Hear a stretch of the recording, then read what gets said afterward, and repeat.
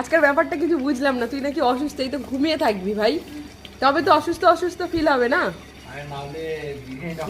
ও তাহলে বিরিয়ানি হবে না, যার জন্য হচ্ছে আজকে দিদি বিরিয়ানি করছে, না হলে কিন্তু বিরিয়ানির দায়িত্ব পুরো আমার ভাইয়ের থাকে। তো এখন হচ্ছে বিরিয়ানির জন্য চিকেন কষাচ্ছে, আর এই হচ্ছে দেখো সব হচ্ছে কি বলবো দাঁড়িয়ে রয়েছে খাওয়ার জন্য। এখনো হয়নি রে, এখনো হয়নি, ওই যে গামলা নিয়ে দাঁড়িয়ে রয়েছে।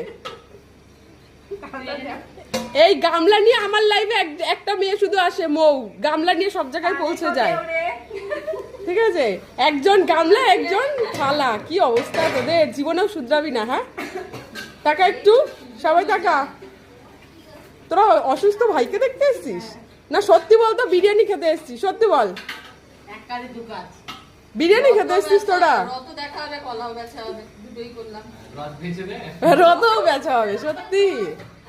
বাবা ঠিকই বলে যে তোকে পড়াশোনা শিখিয়ে একদম ভুল করেছে,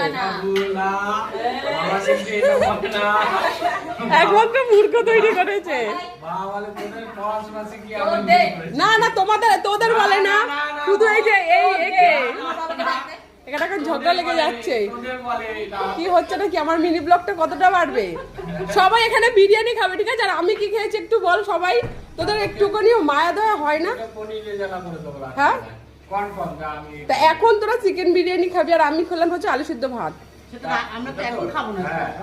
ওটা তোরা রাতে খাবি? আমরা কি খাবো না? আমরা কি পাবো না?